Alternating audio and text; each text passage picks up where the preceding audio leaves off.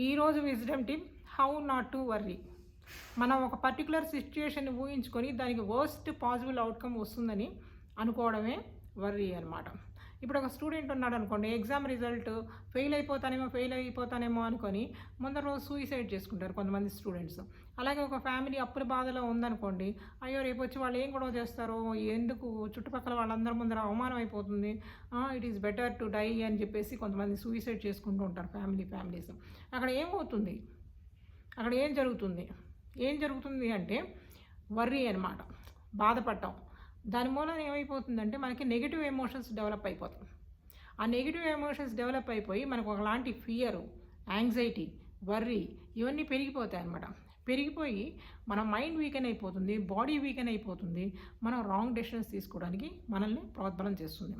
అలాగే స్టూడెంట్ నేను బాగానే చదివాను, నేను ఎందుకు ఫెయిల్ అవుతాను అని పాజిటివ్ ఎమోషన్స్ డెవలప్ చేసుకున్నాడు అనుకోండి, మైండ్ స్టేబుల్గా ఉండింది అనుకోండి, అప్పుడు అలాంటి డెసిషన్ తీసుకోవడానికి అబ్బాయికి ఆస్కారం ఉండదు. అలాగే ఫ్యామిలీ వాడు కూడా ముందర రోజు ప్రణాళికలు వేసుకొని కొంచెం ఖర్చులు తగ్గించుకుందాం, మనం అప్పులు ఇలా తీర్చుకుందాం అని వాళ్ళు ప్రణాళికలు వేసుకున్నారు అనుకోండి, అక్కడ ఆటోమేటిక్గా మీకు పాజిటివ్ ఎమోషన్స్ డెవలప్ అవుతాయి, పాజిటివ్ థాట్స్ డెవలప్ అవుతాయి, ఈ నెగిటివ్ ఎమోషన్స్ తగ్గుతాయి, ఈ ఫియర్, యాంగ్జైటీ, వర్రీ తగ్గి మనం మంచి డెసిషన్స్ తీసుకోవడానికి అవకాశం ఉంటుంది అనమాట.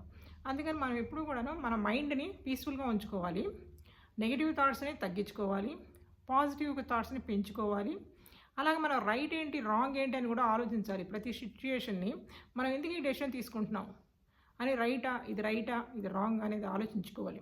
ఇంకోటి ఏంటంటే మైండ్ఫుల్గా ఉండాలి.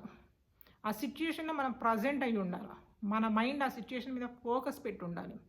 అలాంటప్పుడు ఏమవుతుందంటే పాజిటివ్ ఎమోషన్స్ డెవలప్ అయిపోయి మన మైండ్ స్ట్రాంగ్గా ఉంటుంది, బాడీ స్ట్రాంగ్గా ఉంటుంది, మనం కాన్ఫిడెంట్గా ఉంటాం, వర్రీ తగ్గుతుంది. అప్పుడు మనం లైఫ్ అనేది కొంచెం హ్యాపీగా లీడ్ చేయడానికి కూడా అవకాశం ఉంటుందన్నమాట. అందుకని ఎప్పుడు వర్రీ తగ్గించుకోవాలంటే నెగిటివ్ ఎమోషన్స్ దగ్గరికి రానివ్వకండి, పాజిటివ్ ఎమోషన్స్ని డెవలప్ చేసుకోండి, పాజిటివ్ థాట్స్ని డెవలప్ చేసుకోండి. ఇలా వర్రీ తగ్గించుకోవడానికి ఎక్కువ ఆస్కారం ఉంటుంది.